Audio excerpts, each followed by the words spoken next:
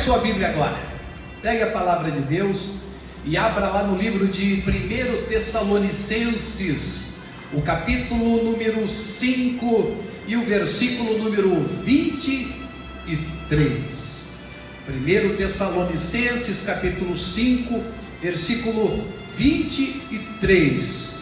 Diz assim a palavra de Deus: e o mesmo Deus de paz vos santifique em tudo, e todo o vosso espírito e alma e corpo sejam plenamente conservados irrepreensíveis para a vinda de nosso Senhor Jesus Cristo. Ore comigo agora, pedindo a direção do Espírito Santo para esta palavra. Meu Deus, obrigado por este momento. Agora, Pai, fala conosco, fale em nossos corações, fale em nossas almas, fala, Senhor bendito, através do Teu Espírito, ensina-nos toda a verdade que precisamos entender nesta noite. Em nome de Jesus Cristo eu te peço e eu te agradeço. Muito obrigado. E todos digam amém, digam graças a Deus. Você pode se assentar, fique confortável na presença de Deus. E você aí também que nos acompanha, fique atento ao que Deus tem para falar a você. Nós, como geração, sabemos o que aconteceu nas últimas 24 horas, mas não temos condições de fazer a ligação desses acontecimentos das últimas 24 horas com os últimos 24 anos da nossa vida. Nós não conseguimos fazer a ligação do que está acontecendo hoje com aquilo que aconteceu durante toda a nossa história até este momento. Somos imediatistas, somos muito apressados, temos muitas vezes dificuldade de entendermos as nossas demandas a partir de uma história. Queremos resolvê-las apenas e tão somente olhando para a circunstância e a situação do momento, e isso não é possível. Nós somos seres históricos também. Nós temos uma história, nós temos família que nos precede, ou que nos precedeu, nós temos circunstâncias que envolveram até mesmo a nossa concepção. Por isso, todas as questões da nossa vida estão interligadas. Existem pessoas que têm problemas de entender isso e pensam que quando foram salvas, todas as questões que se referem à sua pessoa foram resolvidas. É verdade, foram resolvidas em termos eternos. Agora, você precisa entender o seguinte: que quando você aceitou a Jesus Cristo como Senhor e Salvador da sua vida, o seu espírito foi recriado. A Bíblia chama isso de novo nascimento. Mas Jesus, ele veio para salvar a alma que você já possui, que você já tem desde o seu nascimento. E o seu corpo precisa ser comandado agora, não para que faça as suas vontades, os seus desejos, mas os princípios eternos de Deus. Então, para resumir, o seu espírito foi recriado, a sua alma está sendo transformada e é salva por essa transformação, e o seu corpo será transformado. A Bíblia diz no livro de 1 João, capítulo 3, versículo 2, que seremos como Jesus é. Seremos. porque como Ele é, o veremos. Então, essas três instâncias, embora indivisíveis, elas compõem o homem, o ser que você é. Até aqueles que a Bíblia diz que vão se perder, aqueles que vão estar afastados de Deus, vão ser ressuscitados em corpo, para receber a sua sentença. E nós seremos transformados pela operação do Espírito Santo em nosso corpo, teremos um corpo glorificado e receberemos aquilo que a Bíblia chama de galardão. Então isso é importante para que a gente possa compreender todos os aspectos daquilo que nós estamos discorrendo aqui. E é importante que você saiba que Deus não ama a pessoa que você criou para se relacionar com as outras. Deus não ama a pessoa que você pensa que você é. Deus ama a pessoa que você é. Às vezes nós temos ideias equivocadas a respeito dessa questão e ficamos agindo de maneira muitas vezes superficial e não verdadeira. Por quê? Porque nós queremos tão somente que as pessoas nos aceitem. Mas a primeira compreensão que você precisa saber, entender é: Deus já te aceitou quando você entregou a sua vida a Jesus como Senhor e Salvador. O Senhor já te recolheu na sua família. Agora, o que eu vou dizer aqui é um pouco polêmico. Pode até ser usado de maneira errada, mas eu não tenho compromisso com o que você ouve. Eu tenho compromisso com o que eu digo. Porque às vezes a gente fala uma coisa e as pessoas entendem outra. E hoje há uma sanha no Brasil de tirar palavras fora do contexto.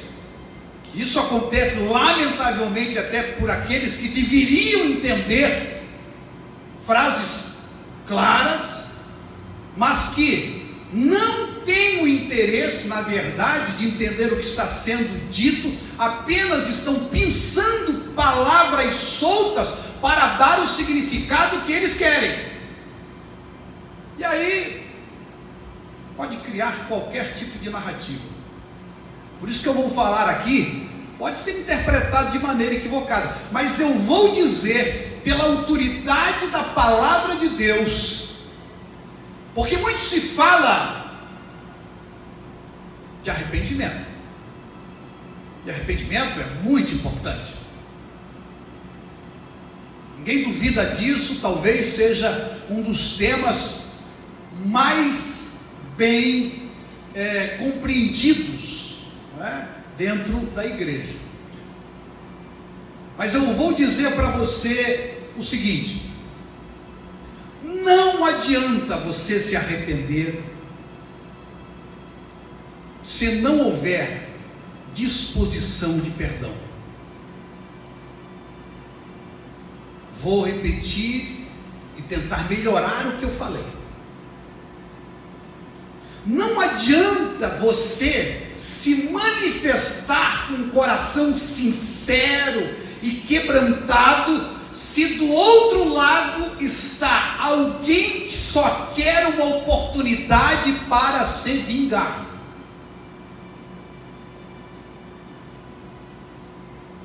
Muitos, por não terem esse discernimento, se tornam fantoches na mão de pessoas sádicas. Pessoas que não estão interessados em seu arrependimento, para que você se torne melhor como pessoa. Pessoa que só quer uma oportunidade, uma porta aberta para entrar e fazer de você seu escravo. Gente que de fato não está interessado no seu bem, só no dela. Eu vou dizer uma coisa: tão ruim quanto não existir arrependimento é não existir do outro lado a disposição de perdão. Por isso, preste atenção. O que a Bíblia nos ensina? Que Deus nos perdoou antes de nós nascermos. A disposição do perdão de Deus é antes da fundação do mundo. Quem quer que você se mostre vulnerável em sua alma para, através da culpa, acabar com você e te adoecer e te amargurar, é o diabo. É ele que faz você sentir tristeza para a morte, como diz a Bíblia, e aprendemos a semana passada. Mas a tristeza que vem de Deus é uma tristeza que produz em nós o arrependimento para a salvação da alma. Por isso a Bíblia nos mostra que o Evangelho é essa boa nova.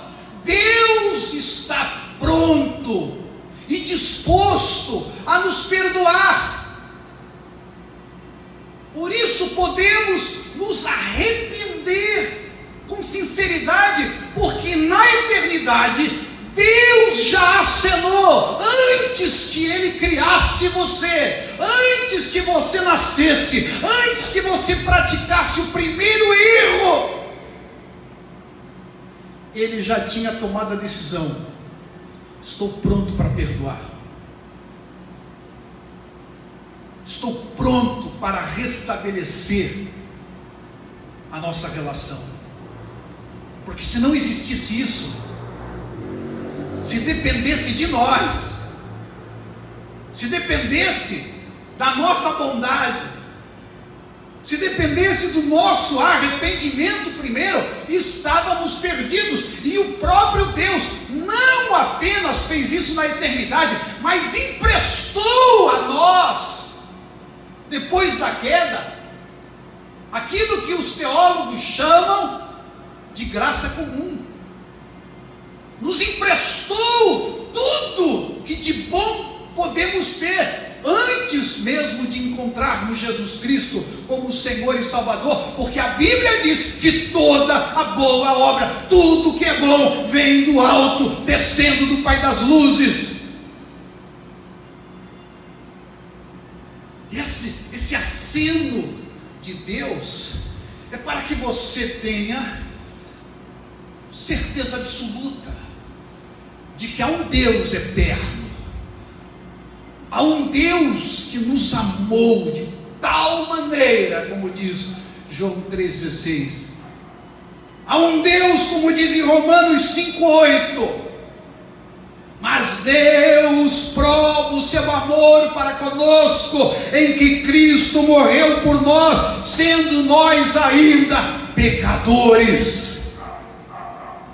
Esse é o nosso Deus, esse é o Deus que nós conhecemos, esse é o Deus que se fez carne e habitou entre nós, e aqui, discursando para as multidões, para os seus discípulos, disse: vinde a mim, todos vós que estáis cansados e sobrecarregados, e eu vos aliviarei. Esse é o verdadeiro sentido de todo tipo de relação que precisa se restabelecer. Se há uma necessidade de arrependimento, é necessário uma disposição de perdão que antecede o arrependimento. E aí, a Bíblia ainda vai mais fundo. A palavra de Deus, e nós sabemos disso, diz que Deus, Ele é onisciente, Ele é onipresente, Ele é onipotente. Ele está em todos os lugares, Ele sabe de todas as coisas, e Ele pode todas as coisas, segundo a Bíblia Sagrada. Só que esses poderes, não é, que o Senhor possui, essa sua essência de Deus, como Deus, muitas vezes é mal compreendida, porque a gente começa a pensar, né? Bom, se Deus é onipresente, então eu posso estar em qualquer lugar e está tudo bem. Não, mas a Bíblia diz que Deus se manifesta como Deus que nós precisamos quando existem 2 ou 3 pessoas reunidas no seu nome. É verdade, Deus está em todos os lugares, e tem pessoas que podem sentir a presença de Deus mesmo sem ter relação com Deus. Você sabe disso. Você olha assim para a criação, a Bíblia diz que as coisas criadas manifestam a glória de Deus. Um dia faz declaração ao outro dia. É a Bíblia que fala. Aí você começa a dizer, bom, mas o Senhor é onipotente, Ele pode todas as coisas, mas a Bíblia diz que Ele não pode mentir.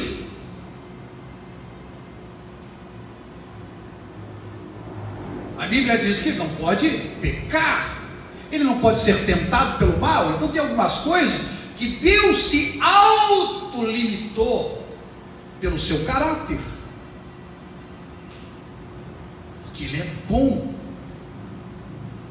Agora, nas questões da onisciência, a gente vai ler na Bíblia Sagrada e escuta a seguinte expressão, lá em Isaías 43, 25: eu mesmo sou o que apaga as tuas transgressões por amor de mim, e dos teus pecados não me lembro mais. Mas peraí, Deus deu o que deu? Agora a coisa complicou tudo, né? Deu? Quer Alzheimer? Deu ciricutico? A memória de Deus, e Ele simplesmente esquece das coisas. Como é que é isso? Deus esquece das coisas? Espera aí, a gente pode pensar assim, pô, se Ele esquece das coisas ruins, pode ser que Ele esqueça das coisas boas também.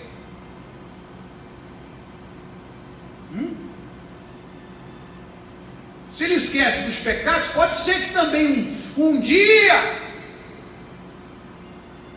Ele esqueça do bem que eu fiz. E aonde entra o galardão? Não sou eu que digo, é a Bíblia. A Bíblia diz que Deus é galardoador, Ele recompensa aqueles que o buscam. Como é que fica? É que Deus, mesmo sendo Deus,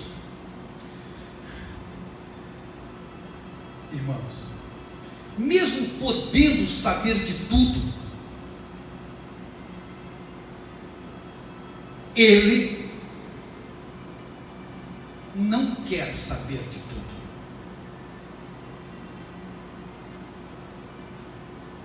Vou repetir, talvez você não tenha entendido. Mesmo Deus podendo saber de tudo, Ele só quer saber do que é bom.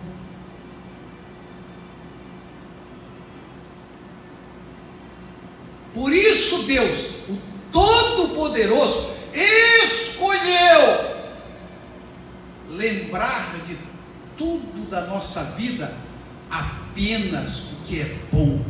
Por isso que não há mais condenação para você, porque o Deus Todo-Poderoso, onipresente, onipotente e onisciente, decidiu não saber das coisas que você se arrependeu. Ele simplesmente lança fora, e dos seus pecados não se lembra mais. Isso é tão poderoso. Isso deveria trazer um alívio tão forte para a nossa alma, de um Deus tão maravilhoso, tão amoroso,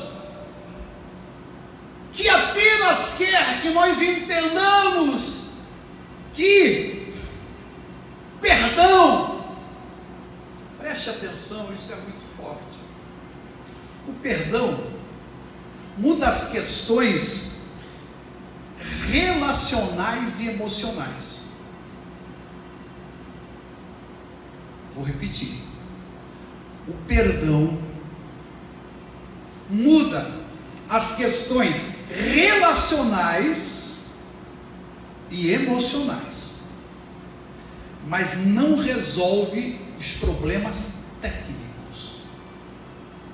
Já falei em outra oportunidade sobre isso, vou relembrá-los.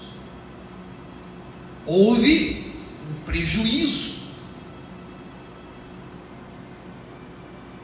e Deus, pelo seu amor, Ele decidiu pagar o prejuízo, para que você se sentisse perdoado, porque você também não poderia pagar o prejuízo que a nossa queda provocou.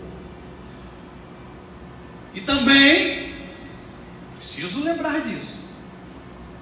Nós, como igreja, Paulo fala isso lá em Coríntios, precisamos saber lidar com aqueles que se aproveitam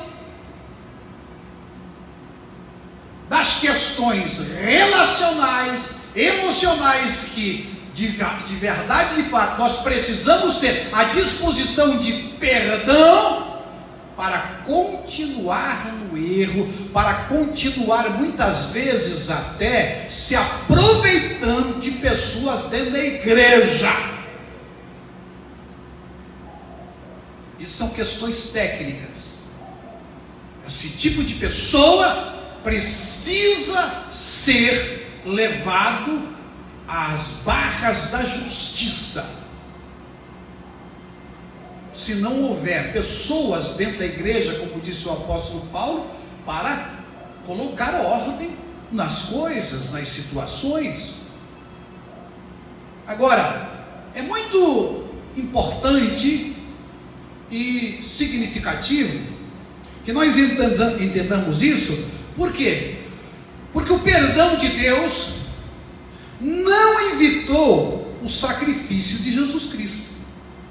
Ele teve que pagar o preço. E o preço foi pago para que você tenha o perdão. Agora, a gente precisa entender em toda a nossa vida, que até você entregar a sua vida a Jesus, e mesmo os aspectos humanos que a queda produziu, precisam ser tratados da maneira correta, precisam ser tratados da maneira certa. Por quê? Porque a nossa alma, ela possui, a nossa alma tem uma forma original planejada por Deus, e a única maneira de nós retornar à sua origem é através de um especialista e com os materiais certos. Já falei também aqui em outra oportunidade. Não pode ser qualquer um. Não é qualquer um que vai metendo a mão ali e tentando reformular a alma. Só existe um capaz para mexer aí nessas questões. É aquele que é o autor de toda a alma. É aquele que criou a alma. Por isso ele diz que agora nós precisamos. Lá no livro de Tiago, capítulo 1, versículo 21, diz assim, veja, preste atenção: pelo que rejeitando toda a imundícia e acúmulo de malícia, recebei com mansidão a palavra em vós enxertada, a qual pode salvar a vossa alma.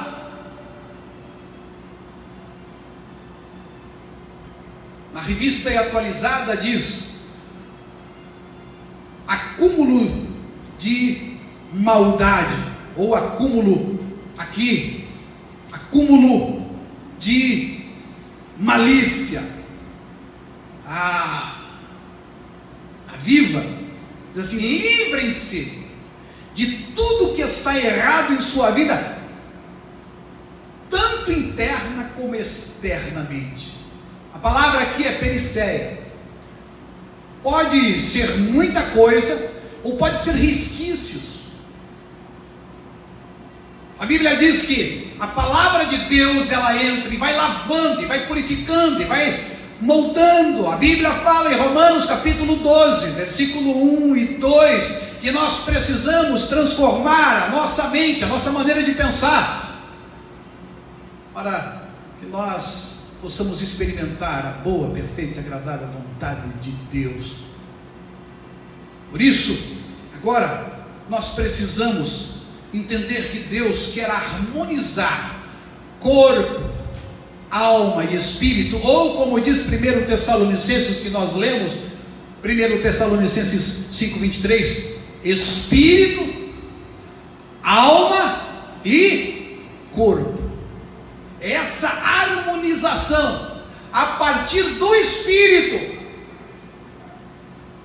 a partir da palavra do Espírito, a palavra de Deus, que entra na nossa alma, e você vai lendo, vai se colocando diante de Deus, vai aplicando, e o seu corpo vai sendo comandado pelo Espírito, pela alma agora transformada, e todos os comandos que o seu corpo recebe não é mais dos seus instintos e das suas vontades, mas vindas diretamente de Deus. Por isso, urgentemente, decida, se você ainda não fez, entregar a sua vida a Jesus, total e completamente. E se já o fez, intensifique a sua vida de oração, a sua vida de leitura bíblica, de você estar em uma igreja onde tem uma palavra diretiva de Deus para a sua vida, para a vida da sua família, para as pessoas que te rodeiam, para que você possa ter a direção correta de Deus, porque é através da palavra de Deus que a transformação da nossa alma, e a Bíblia diz, é possível você ganhar o mundo inteiro e perder a sua alma. E Jesus disse: o que adianta isso? Para que isso? Quando a gente entende então que nós podemos estar empregando esforço em coisas muito grandes, mas que não nos fazem melhores como pessoa, não nos fazem íntegros, inteiros, espírito, alma e corpo. Por isso, eu quero orar por você que está me ouvindo através desse vídeo, através desta live, e todos os meus irmãos que aqui estão, para que entendamos esse processo e nos coloquemos diante de Deus de uma maneira intensa, porque a nossa alma é o que Jesus veio buscar, veio salvar. Esse corpo será transformado. Esse corpo está condenado. O seu espírito foi recriado. Você nasceu de novo. A alma precisa ser transformada. E você precisa ter como base o grande amor de Deus e o perdão que o Senhor já providenciou para você antes mesmo de você nascer. Que tal agora então você se arrepender, se ainda não fez, entregar a sua vida a Jesus de maneira inteira e completa e começar a se permitir ser transformado pelo Espírito Santo a partir de hoje. E se você já o fez, nós vamos estar cada dia disponibilizando a você mais conteúdos vindos de Deus para você ser abençoado, transformado e ser cada dia mais parecido com Cristo. Quero orar com vocês aí em casa, ou aonde você estiver agora, porque esse material, esse conteúdo pode te alcançar em qualquer outro momento. E quero pedir aos meus irmãos e irmãs, todos e todas que aqui estão, se coloquem em pé na presença de Deus. Quero orar, colocar vocês diante do Senhor e pedir que o Senhor tenha a liberdade para trabalhar no seu, no meu, no nosso coração, em nome de Jesus Cristo. Se você quiser e puder, feche os seus olhos e coloque as mãos aí no seu coração. E deixe eu orar por você nesse momento. Deus eterno Pai, Criador dos céus e da terra, ó eterno Senhor da minha vida e da minha alma, estou aqui agora, junto com os meus irmãos e irmãs aqui, ó Pai, na nave do nosso prédio, meu Deus, da onde nós te adoramos, te louvamos unidos. Mas eu sei, ó Pai, que lá nos lares também, aonde chegar, Senhor bendito, esta palavra, esta pessoa está sendo agora tocada pelo Teu Espírito Santo. Ó Deus, Deus da minha vida, Senhor da minha alma, Pai, quero que Tu, Senhor bendito, faça a obra completa nessas vidas e nesses corações. Aonde estiver um coração que recebe, como diz o texto que lemos em Tiago 1:21, recebendo com mansidão a palavra que está sendo pregada, meu Deus, começa uma obra transformadora. E aqueles que já são salvos, porque já entregaram suas vidas a Ti como Senhor e Salvador, mas que entenderam um pouco mais dos processos que precisam acontecer em nossa vida, internalizaram a verdade desse amor tão extraordinário e desse perdão tão poderoso.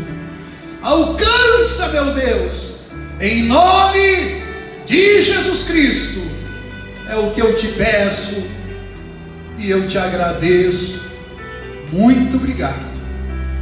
E todos digam amém, digam graças a Deus.